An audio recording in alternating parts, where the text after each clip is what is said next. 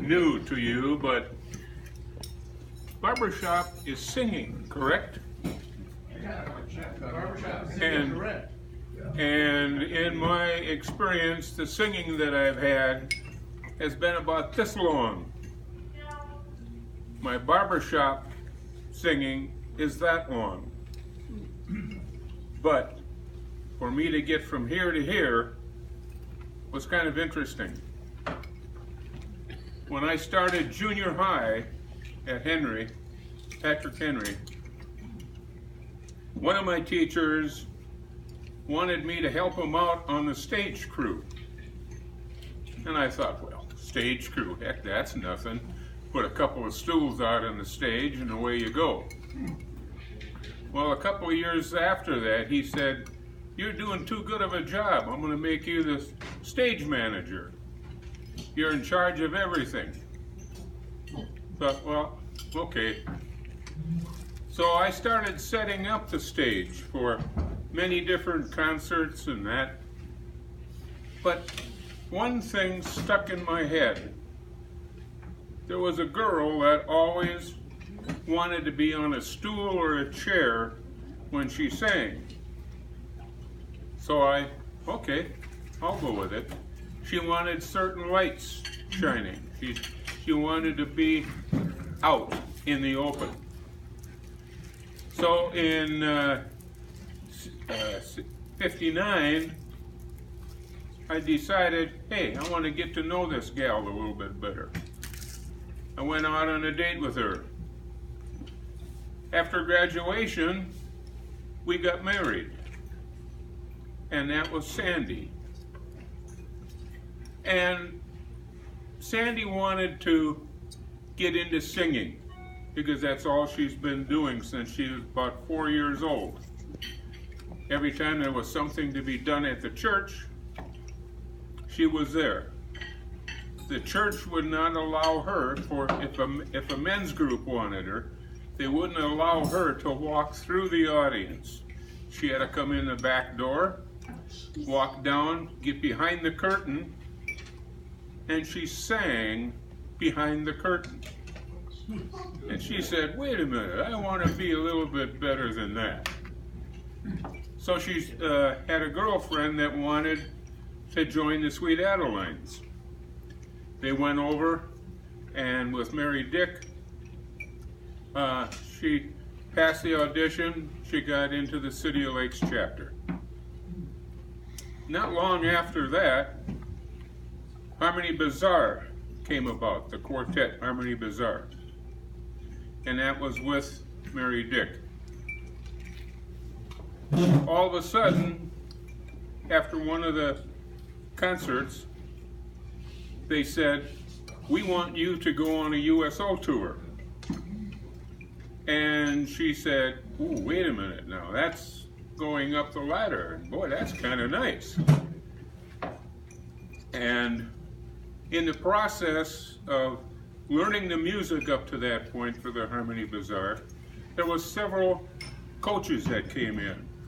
I happened to be in a predicament that I could listen to them and learn a little bit about this singing that they called, at that time it was, well anyway, Sweet Adelines. I can't remember what it was first of all, but anyhow, that's what happened. And they went on the USO tour all the way through the Maine and New Hampshire and New York, all up in that area. That was fine. After that, that broke up and Sunshine Special came along. Now Sunshine Special won the state talent contest. They had to be there, 6 days I think it was, and they did 3 performances a day. Well, in getting everything ready for all these performances, there was a lot of coaching going on. I happened to be in to hear a lot of that coaching. Sunshine Special then also got asked to go on a USO tour. And my wife is saying, God, this is kind of nice. You just join into Sweet Adelines and bingo, you're in 2 quartets that are in USO tours. But they needed a driver for the Sunshine Special one. And I said, wait a minute, I love this. I'm gonna see if I can't be their driver. So I was accepted. And that is an experience.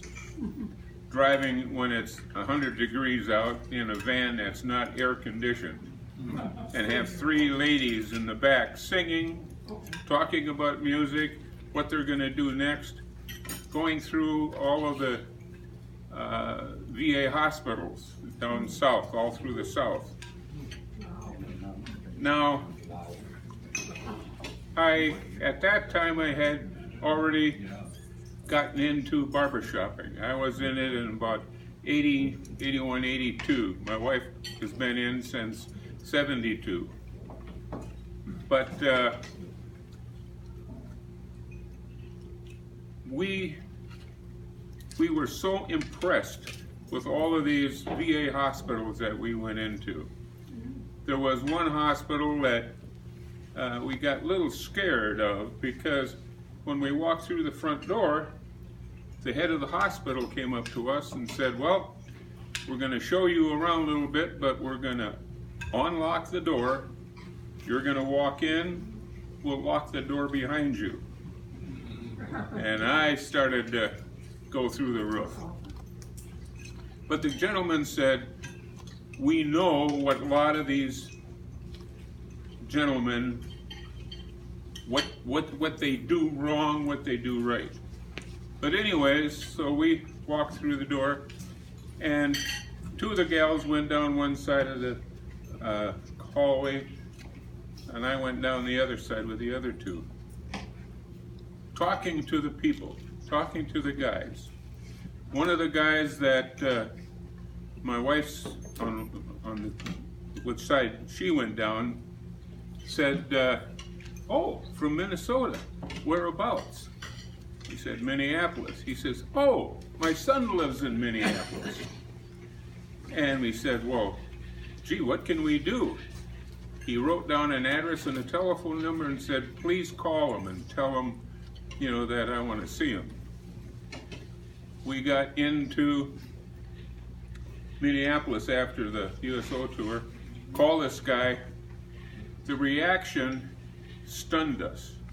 The guy said, don't ever call back. I never want to talk to him. That was a son talking to the father. That hurt. But then also, they were singing in an area with a bunch of guys around.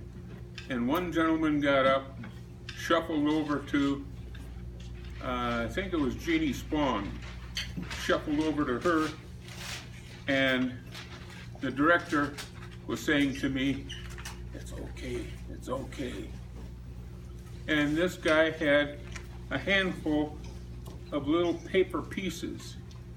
He went over, stuck it in her pocket, took out some more, put it in the next one. Went through all 4 gals, and then walked back and sat down. The director said he was a banker. He does this all the time. It's one of the things that he is good at. Also in that tour, one of the songs that the girls were singing, they happened to see a gentleman get up and go over to a piano. As they're singing, this guy is going click, click, click on the piano. All of a sudden, there was 2 hands moving. All of a sudden, he was playing like you wouldn't believe. The director said, we don't know that this guy ever played piano before. He's quiet. He doesn't say a word to anyone. He sits in a chair or sits in his bed. Music turned that guy on. So whenever we're out all of us, men and women both, when you go to hospitals, look for those in-between people. Well, now that I'm up to where I got to get into my barbershop experience. Remember when at contests you could get 4 guys together, go out on stage and sing? Well, that was one of my first experiences, and that was out in Wilmer. And we got 4 gentlemen together. We went up and the guy said, "What do you call yourselves?" We couldn't figure out a word. Someone said something and the guy said, "You call yourselves what?" And we said, "Yeah, that's our name. You call yourselves what?" That was my first experience with barbershopping in a quartet.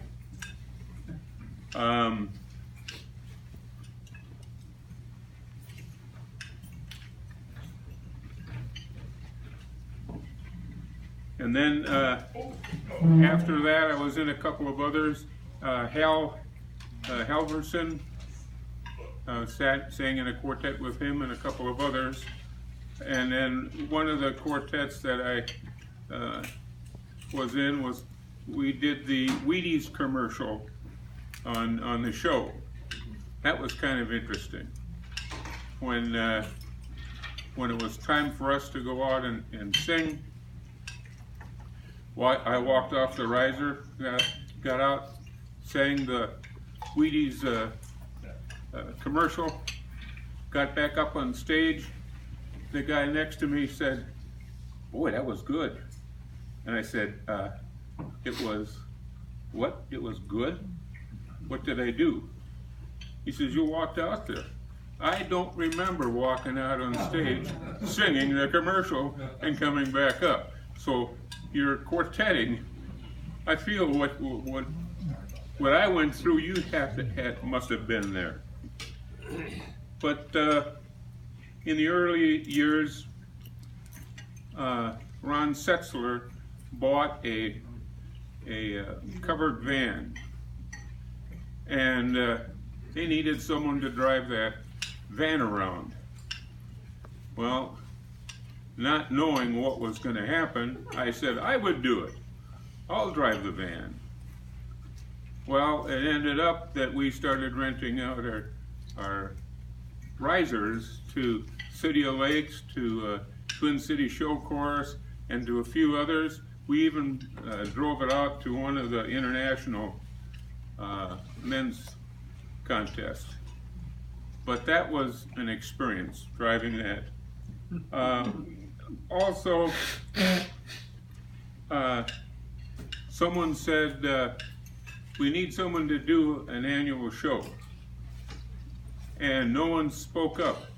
Someone come over and said, "Brooks, so we want you to do a show for us." So I said, "Well, yeah, I suppose." I've been around with a few of the shows, watching what's going on stage, making sure that whatever has to be changed is changed between the sessions and all that. And I says, "Yeah, I think that'd be easy for me to do." That was an experience, and I love that experience. Knowing what ASCAP needs on every song that you sing on stage. The seating, how many people are in the audience. Just to get the chorus to sing one song, you had to go through all of this. Every song had to be done that way. And I enjoyed it. So I got done with that one. The next year, the gentleman that was in charge decided he didn't want to do it anymore. So they asked me to do another one, back to back. Wow, that was a chore, but it worked out very well. Then comes the good parts that I really, really enjoyed. Back when the Sweet Adelines had their convention in Hawaii, Doug Miller, Shaw's, Peter, yep, you, and the fourth group was that Conlins. Okay, so those four started the group called Friends, and shortly after that they wanted to get bigger because when someone was missing, the whole sound of Friends would disappear because if one person missing or one couple missing, they needed more. So they invited several husband and wife teams to join. And we made an agreement that all of the women had to be in Sweet Adeline's, all of the men had to be in Barbershop. That was pretty easy to get a few more of them in. A lot of couples wanted to do it. So it got up to be 8 couples at one time. That was fun, but try to get 16 people together for a rehearsal or 16 people to get out someplace was getting kind of tough. So we got a bus to drive around. And we did a lot of shows up in Wisconsin, around Minnesota. I think we were even in South Dakota. And then it got to a point where we wanted to do more. We found out that the Guthrie wanted singers to come and sing. So at the old Guthrie Theater, we did about 4 years there, and then when the new Guthrie started up, I think we did 4 years at the Guthrie. And in this process, we had to have several coaches come in to help us do choreography, sound, what was going on. And Joe Conley and Tony DeRosa was two that every time they were in the Twin Cities, they said, hey, let's get together with Friends. So we would do that. But we also had Judy Olson, and Mary Dick help out on all of this. And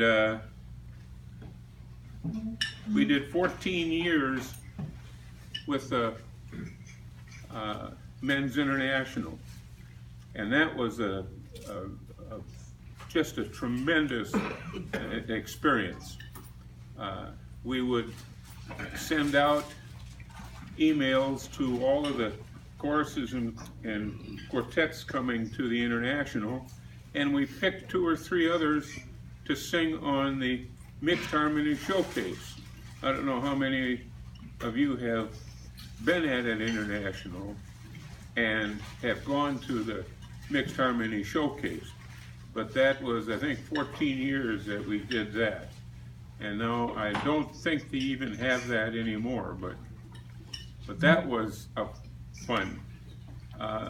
One of the experiences that we had was 2